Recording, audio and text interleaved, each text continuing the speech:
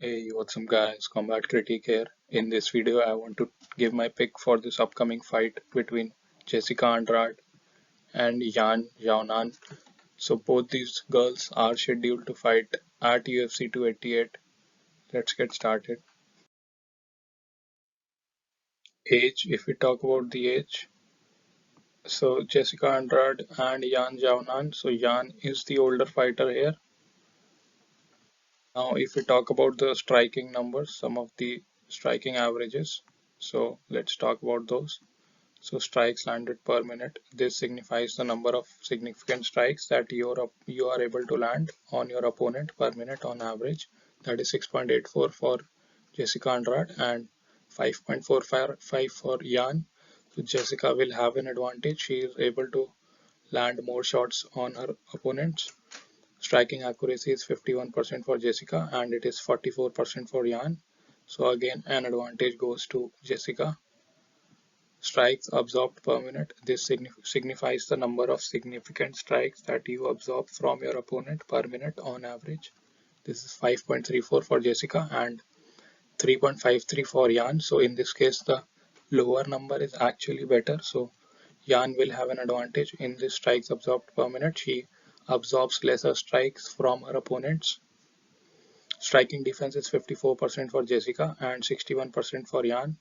So again, slight advantage goes to Yan. So overall in the striking, if we talk about the two metrics that talk about the aggressiveness in striking, that goes to Jessica. If we talk about the defensive numbers, both these goes to Yan. So Yan is a better defensive striker, I'll say, and Jessica is a better offensive striker.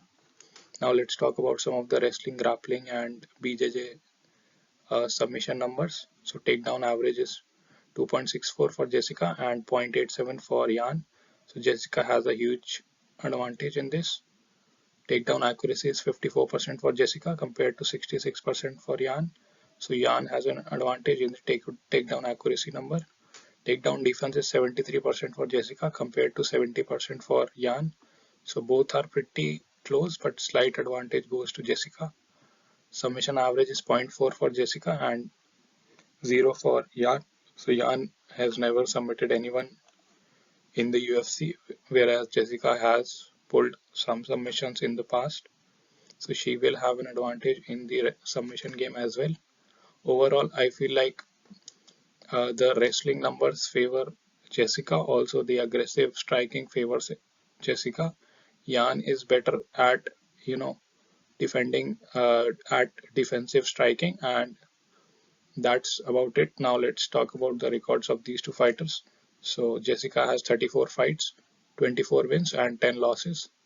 Out of the 24 wins, she has 9 by knockout, 8 by submission and another 7 by decision. So pretty balanced in all three. And if we talk about the losses, again they are very balanced, 4 by knockout, 3 by submission and 1 by decision. So again very balanced here as well.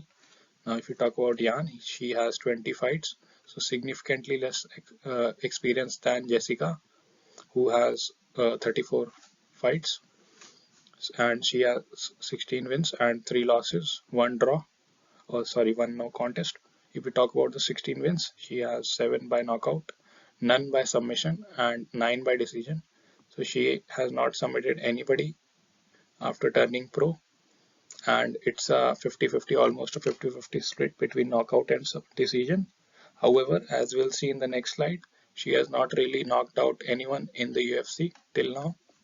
If we talk about the 3 losses, pretty balanced, 1 by knockout, 1 by submission and 1 by decision. Now let's see some of the past performances of these two fighters, starting with Jessica Andrade.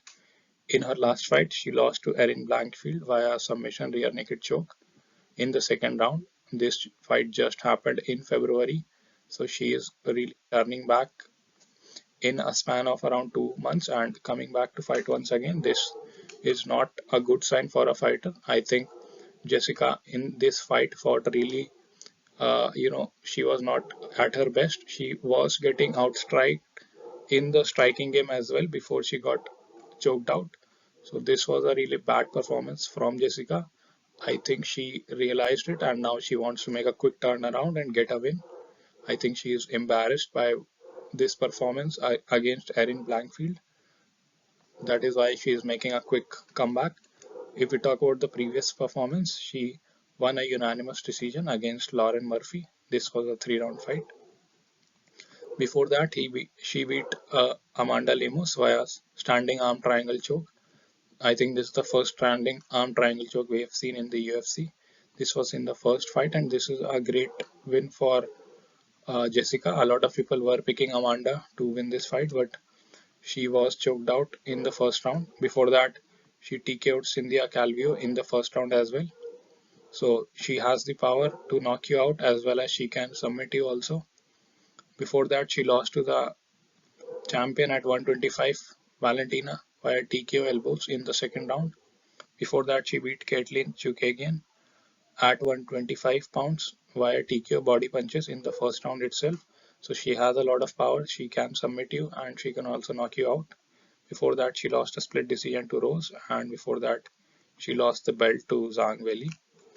And let's talk about Yan Xiaonan. So in her last fight, Yan beat Mackenzie Dern via majority decision in a 5 round fight. So this was a good fight. Mackenzie is a great BJJ expert, but her takedown game is not very strong. Her striking is not very crisp. That is why Yan was able to win this fight. If we talk about the prior fight, Marina Rodriguez, who is a great striker, beat her via split decision in a 3 round battle. This was last year, March of 2022. Before that, Carla Esparza TKO'd her in the second round itself, and I believe that if Carla can TKO you, then Jessica can definitely do that. She has more power than Carla, I'll say. Before that, she beat Claudia Gadela via unanimous decision, Carolina via unanimous decision, Angela Hill again unanimous decision, Suri Kondo via unanimous decision, and Vivian Pereira via unanimous decision. So all these fights are in the UFC, and none of these Yan has won via finish, so she has not finished anybody in the UFC, even though she has some knockout wins, but those are prior to her joining the UFC. In the UFC, she has not finished anybody, and I don't think she'll be able to finish Jessica as well. However, I definitely see Jessica being able to submit or knock out Yan. So for these reasons, if I have to pick a winner, I'm going with Jessica Andrade. I think she has more tools to win this fight. If Yan wins, it has to be a decision, whereas Jessica can also knock you out or choke you out. On top of winning a decision, she can also win a decision. I think she is more aggressive. She has the better grappling, better wrestling than Yan. Yan is pretty good at defensive striking, but other than that, I don't think she can, submit or knock out Jessica Andrade. Let me know what you guys think in the comments below. I'll see you guys in the next video.